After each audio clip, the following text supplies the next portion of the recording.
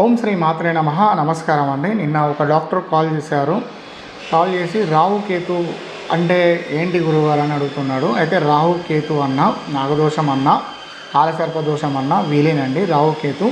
అయితే ఒక సందర్భంలో ఏంటంటే విష్ణుమూర్తి రాహును శిరస్సు ఖండిస్తాడు.